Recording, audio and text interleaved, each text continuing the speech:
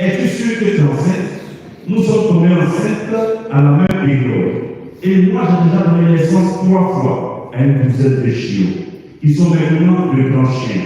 Et toi, tu es encore enceinte. Qu'est-ce qui se passe? Et l'éléphant doit lui répondre. Il y a quelque chose que je veux que tu comprennes. Ce que je porte en moi, ce n'est pas un chiot, c'est un éléphant. Et je donne naissance à un éléphant que tous les 2 ans. Et quand mon bébé touche la tête tremble. Quand mon bébé traverse la route, les êtres humains s'arrêtent pour l'admirer. Ce que je porte attire l'attention, ce que je porte est puissant, majestueux et grandiose. Alors, frères et sœurs, ne perdez pas espoir quand d'autres reçoivent la réponse à leur prière. Ne soyez pas jamais orgueilleux du succès des autres. Si vous n'avez pas encore reçu votre bénédiction, ne vous découragez pas et dites-vous, mon heure viendra, et quand elle arrivera, le monde entier s'inclinera à l'admiration. Ne regarde jamais le pas pour les autres, mais regarde ton pas pour car Dieu sait ce qu'il a destiné pour toi.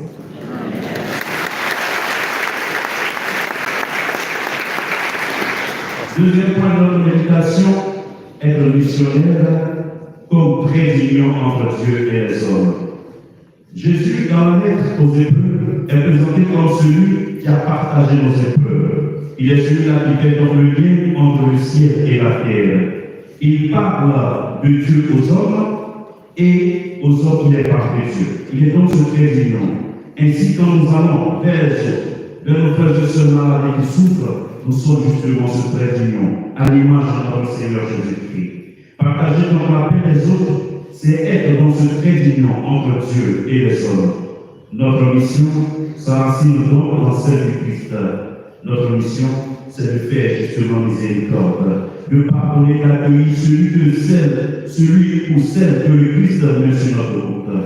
Que le pape François de nous rappeler, justement dans cette lettre et dans son message pour la mission, que le Christ continue de frapper à notre porte.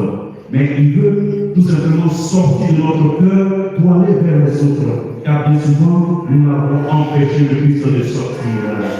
Et le pape de dit, je cite, aujourd'hui le drame de l'Église est que Jésus continue à frapper à la porte, mais de l'intérieur, pour que nous le laissions sortir. Très souvent, on finit par être une Église qui ne laisse pas le Seigneur sortir, qui le tient comme sa chose propre, alors qu'il est venu pour la mission et veut que nous soyons des missionnaires. C'est le message du pape François à l'occasion de la 98e journée mondiale des missions pour l'Europe. Alors nous sommes invités donc à être ce trait d'union entre nos frères et sœurs en sortant également vers eux. Dernier point de notre méditation, missionnaire, pour avoir une perception nouvelle du pouvoir.